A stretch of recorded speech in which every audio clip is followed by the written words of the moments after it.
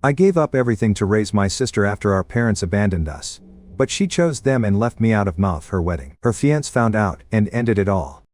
I'm Danny, now 34, and my deep-seated anguish stems mainly from two sources: my parents and my older brother Alex, who is now 38. Our parents, a nurse named Janet and an electrician named Mark, were ordinary in every way except one: their blatant favoritism towards Alex. This favoritism painted the canvas of our childhood with unequal strokes, favoring him with brighter, more vibrant colors while leaving my portion dim and faded. Growing up in the modest town of Elmswood, where everyone knew everyone else's business, didn't help. Our small close-knit community often amplified the discrepancies between Alex and me, as if under a magnifying glass. At school events, neighborhood gatherings, and even in the grocery store, I was Alex's brother, a shadow trailing behind the more illustrious elder sibling. From the earliest days I can recall, Alex was the golden child. Birthdays, which should have been a celebration of life, were the first battlegrounds of favoritism. In my 10th birthday, which fell on a chilly but cheerful October day, I was excited about the party planned at our house. Yet, even this day was co-opted by Alex, as our parents had let him decide the theme. He chose superheroes, knowing full well I preferred dinosaurs. He smirked as he paraded around in a Superman cape, while I sulked in a corner, my T-Rex costume feeling suddenly out of place and childish. Christmas was no different. Each year Alex would be the first to dive under the tree, his hands tearing through wrapping paper on gifts that often turned out to be the latest gadgets or toys, things he wanted. My gifts were often practical: clothes, books, or worse, items clearly meant for older kids, which Alex would end up claiming anyway. The injustice of it was like a stone in my shoe, constant and irksome. Our parents seemed blind to the imbalance, or perhaps they chose to be. They praised Alex's every achievement, no matter how minor, and offered excuses for his failures. In contrast, my achievements were met with nods or polite smiles, and my failures were proof of laziness or lack of talent. This disparity extended beyond gifts and celebrations. At dinner, Alex would talk about his day, his plans, his friends, and our parents absorbed every word with eager attention. When it was my turn, their eyes would glaze over, as if they were waiting for a commercial break to end, and the main program to resume. This pattern of neglect had a profound effect on me. It ingrained in me a sense of unworthiness and a conviction that I was inherently less lovable than my brother. These feelings were compounded by the whispers of pity, or the comparisons drawn by neighbors and family friends, always noting how different Alex and I were, and not in my favor. As we grew older, the chasm widened. High school brought new challenges, bullying being one of them. I was an easy target, not just for my peers but, it seemed, for fate itself. Alex, ever the charmer, was popular and athletic. He excelled in sports and had a wide circle of friends. I, on the other hand, was bookish and introverted, often bullied for my quiet nature and the hand-me-downs I wore, many of which had started off as Alex's. One particularly painful memory was during our shared high school years when I was 15 and Alex 19. It was the day of the school's annual talent show, an event I had been eagerly anticipating because I was to perform a piano piece I had spent months perfecting. I remember walking onto the stage, the nerves dancing in my stomach, only to see Alex in the front row, surrounded by his friends, sneering up at me. Mid-performance, a loud obnoxious heckle from his direction broke my concentration. I faltered, my fingers tripping over keys in a discordant tumble. The audience's laughter stung worse than any physical blow. After the show, my parents comforted Alex, who feigned innocence and claimed his friends were the culprits. My humiliation, it seemed, was of no consequence. This dynamic persisted into our adulthood. I watched as Alex, armed with a business degree paid for by our parents, climbed the corporate ladder with ease. In contrast, I struggled through community college, juggling jobs to pay for my education, earning a degree in computer science through sheer grit and determination. It wasn't just in the realm of education or personal achievements that the inequality showed. Even in matters of the heart, I felt the sting of our parents' indifference. When I came out as gay at 22, the news was met with a stony silence from my parents, and a cruel jibe from Alex about not wanting to share a room during family holidays for safety. The pain of that remark was sharper because it went unchallenged by our parents. Now, standing on the threshold of midlife, I find myself dredging up these memories not out of a desire to wallow in past grievances but because fate has presented a cruel irony. Alex, the brother who made my childhood a living hell, is now battling a terminal illness. To know more about my story, and why my brother got sick, let's go back about 2 months ago. I experienced one of the few moments in my life when I felt genuinely cared for and protected. But it came at a steep price: the death of my grandparents. Their passing marked a significant shift in my life, highlighting the contrast between their loving support and the glaring neglect from my parents. My grandparents had always been my sanctuary.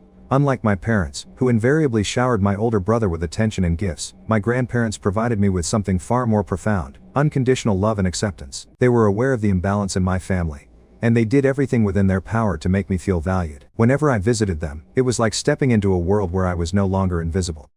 They listened intently to my stories about school and my small achievements, which my parents often overlooked in favor of celebrating my brother's latest successes. Growing up, the difference in how my grandparents and my parents treated my brother and me was stark. Unlike my parents, who clearly favored my older brother, my grandparents showered both of us with love and affection, though it always felt like they made an extra effort to compensate for the imbalance at home. My grandparents were the kind of people who believed in fairness and equality. They often tried to gently advise my parents to treat us equally, hoping to bridge the gap that was so apparent. "Treat the boys fairly, they both deserve your love and support," they would say in their calm, wise tones. Despite these conversations, which I overheard more than once, my parents' behavior remained unchanged. Their favoritism towards my brother was as clear as ever, and their ears seemed closed to any suggestion of impartiality. The love from my grandparents was demonstrated in their actions and the small everyday moments. They were always present at my school events, cheering just as loudly for me as for my brother, if not louder, to make up for my parents' often lukewarm enthusiasm for my achievements. On birthdays, they went out of their way to make sure my gifts and cake were just as grand as what my brother received, if not more so, to subtly balance the scales. Their passing was not only a profound loss of love and support, but also marked the end of the only advocacy I had within my family. It underscored just how much they had done to protect and elevate me, efforts that were both subtle and significant. They knew the challenges I faced and tried in their own ways to shield me, even if it meant standing up to their own children. The day we lost them was a quietly tragic one. They had been involved in a minor car accident, but due to their frail health, they couldn't recover. It happened too quickly, and suddenly I was left without my pillars of emotional support. At the funeral, while everyone else seemed to be whispering about wills and legacies, I was engulfed in a deep sense of loss, mourning not just their death but the unconditional love they took with them. The reading of the will was a somber affair, and it was there that I learned about the final act of protection my grandparents had orchestrated for me. To everyone's surprise, they had left me their house and a substantial sum of money. $500,000. It was an unexpected turn of events that caused a stir among my relatives, particularly my parents, who had expected that everything would go to my brother, as it always had. However, the most dramatic revelation was yet to come. My grandparents had always known about the preferential treatment my brother received and the manipulative tendencies of my parents. To protect me further and perhaps teach everyone a lesson about values and deception, they had included a peculiar clause about another sum of money. This was the money my brother believed he was receiving. A hefty amount supposedly hidden in a special envelope. But in reality, this envelope contained nothing but monopoly money. I remember that moment. My parents, who had always shown blatant favoritism towards him, practically glowed with vicarious satisfaction. Their joy was palpable, as if they themselves had won some grand lottery. They whispered excitedly among themselves, already planning how this windfall would bolster our family's finances. Perhaps they did not consider but secretly hoped that my brother would share some of his newfound wealth with them. But the joy of the moment was tainted for me. Standing on the periphery, I watched my brother's face light up with greedy anticipation as he tore open the envelope. His voice, dripping with condescension and unearned triumph, cut through the merriment like a knife. "Finally, something to show for all my patience with this family," he smirked, his eyes not meeting mine, as if I were beneath his notice. It wasn't enough that he had received what should have been my share as well. He had to twist the knife. "I guess this means I can finally get away from all this. Especially you," he sneered, his gaze flicking over me dismissively. The sting of his words was sharp, made all the more painful by my then ignorance that the money was fake. At the time I believed he had received a real fortune, a fortune that could have transformed my life, which had been anything but privileged compared to his. The dreams I had nurtured in secret, of freedom, of modest comfort, of simply being seen as equal, seemed to crumble before my eyes. I felt a deep sinking regret, not only for the loss of what I thought was my last chance at a better life, but for the bitter divide that money had reinforced between us. His words about my identity were perhaps the most cutting. Ever since I had come out as non-binary, my brother had used every opportunity to belittle and insult me, as if my existence challenged his overly traditional views. "Don't expect me to waste any of this cleaning up your messes," he'd say scornfully, using the wrong pronouns deliberately to sting. "Imagine being so desperate to be different you end up like that."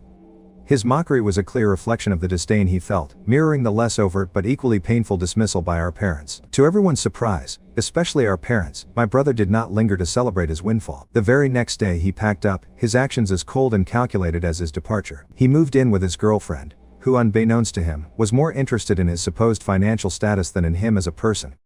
Our parents, left in the wake of his sudden departure, were stunned. All those years of prioritizing him, of bending family dynamics to favor him, had culminated not in grateful reciprocation but in abandonment. Their faces, once flushed with excitement, now mirrored the betrayal they felt, a bitter realization that their golden child had fled the nest with no intention of looking back. However, the truth revealed itself dramatically. Days later, in the wake of my brother's sudden departure to his girlfriend's place, I received a call from him, the first in what would be a series of frantic, increasingly humbled communications. The money was fakey, monopoly money, precisely placed in a real bank envelope. The girlfriend, driven by material aspirations, had unceremoniously kicked him out upon discovering the deceit. My brother, now homeless and humiliated, was suddenly devoid of both the financial windfall he had bragged about and the companion he had chosen over his family. This revelation did not soften my heart, rather it crystallized the resentment that had been simmering for years. When he showed up at my door, his face a mix of anger and desperation, I felt a cold resolve wash over me. This was the brother who had tormented me throughout my childhood, who had stood by and watched, or instigated, as others did the same. This was the brother who had never once stood up for me, not when I was bullied for being different, not when I struggled to find my place in the world. When my brother showed up at my doorstep, it wasn't a simple knock of desperation. It was the culmination of a series of events that had unfolded since he'd been duped by the monopoly money our grandparents had cleverly disguised as inheritance. According to what he told me, before he decided to come here, he had gone to our parents' house seeking refuge and possibly some financial support. However, the reception he received there was far from what he had hoped. Our parents had always preferred him over me, showering him with attention and gifts throughout our childhood. Yet, when he appeared on their doorstep in his hour of need, they turned him away. They believed he had squandered the money, or what he thought was money, on lavish expenditures or perhaps on his girlfriend, who was notorious for her interest in material wealth. He explained that our parents accused him of lying about the money being fake. They thought he was just making up stories to get more financial aid from them. The disappointment was evident in their voices. They felt betrayed that he had not only moved out so abruptly after receiving his inheritance, but had also neglected them since moving in with his girlfriend. In their eyes, he had chosen his new life over family, only to return when he was in trouble. At that time I was staying at our grandparents' house.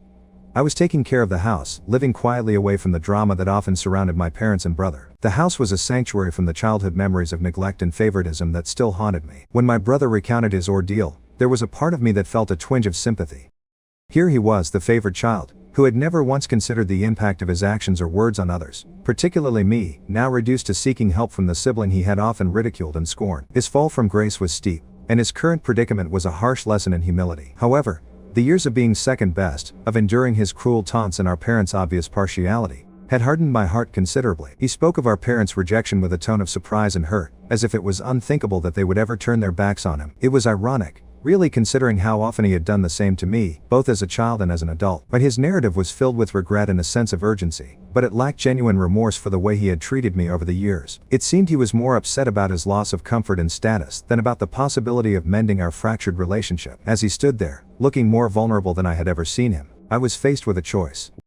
Could I set aside the years of neglect, the memories of birthdays and Christmases where I watched him open presents that should have been mine? Was I capable of forgiving not just him, but also our parents, who had instilled such disparity between us? I listened quietly, my mind raced memories and emotions. In the end, my response was shaped not just by the hurt of the past, but by the realization of what I needed to do to protect my own peace. I had built a life for myself here in our grandparents' house, a life away from the constant reminders of my secondary place in our family. Years have passed since I shut the door on my brother, and in that time, the details of his life have faded into a distant haze. I don't know where he lives, nor have I kept up with his goings-on. That is, until today, when a sudden text message broke the silence between us, tearing open old wounds with news of his illness. He was sick, battling a brain tumor, and frequently in and out of the hospital. He couldn't afford the surgery fees and was reaching out for help, but it struck a chord deep within me. It was not just a request for financial aid.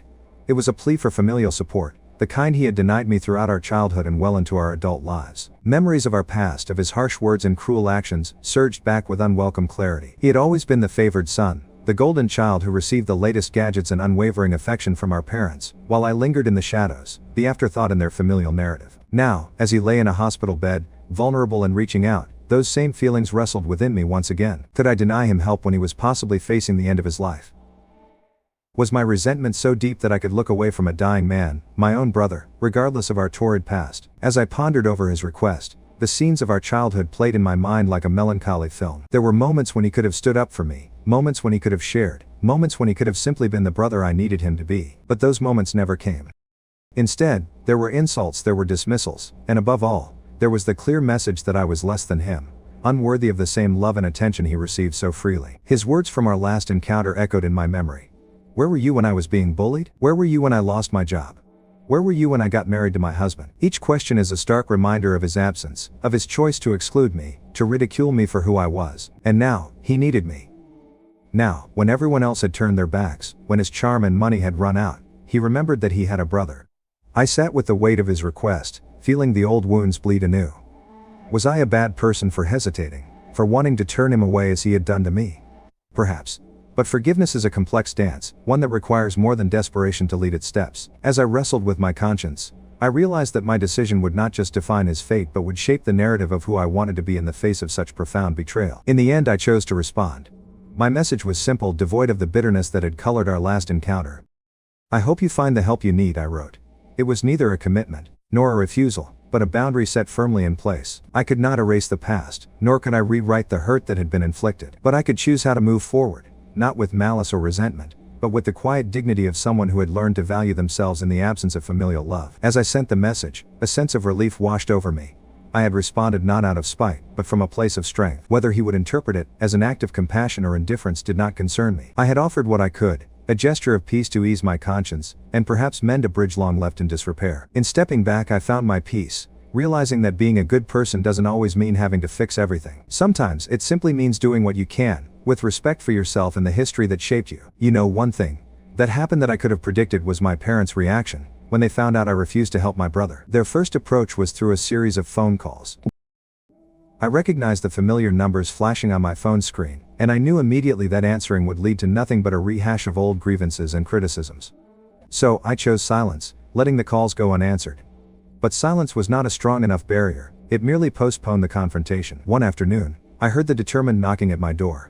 Reluctantly, I opened it to find my parents standing there, their faces a mix of anger and desperation. The initial exchange was as bitter as I had anticipated. "How could you turn your back on your own brother at a time like this?" my father began, his voice thick with disapproval. My mother chimed in, her words laced with a familiar disdain. "And to think we raised you better, even with your choices." The slight pause before choices, and the emphasis thereafter made it clear she was referring to my sexuality, a topic they had never fully accepted. As the minutes dragged on, their anger seemed to dissolve somewhat into a pleading desperation. "He's your brother. He needs your help," my mother implored, her eyes welling up with tears. Not just for my brother, I suspected, but for the shattered image of a united family she held dear.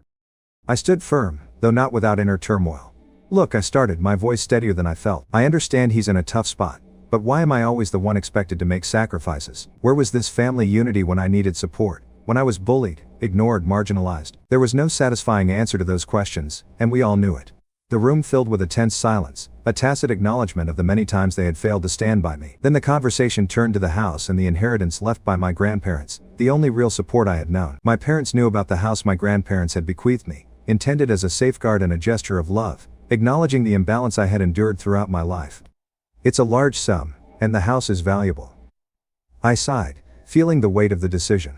"This house is more than just property to me, it's a memorial of the only people who ever made me feel valued and loved. It's not just a matter of money, it's about preserving the one good thing I inherited from a past filled with inequality."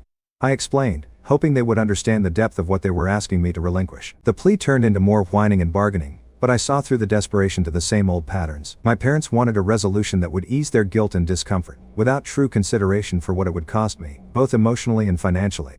I'm at a crossroads, truly. Part of me wants to rise above the past hurts and help my brother, who, despite everything, is in genuine need. Yet, another part of me resists, fueled by years of being sidelined and undervalued. This house, my refuge, symbolizes so much more than a financial asset. It represents my grandparents' recognition of my worth and their desire to protect me even in death. So here I am, asking for your opinion, torn between the desire to be better than what I endured and the need to protect the legacy that is truly mine. What should I do?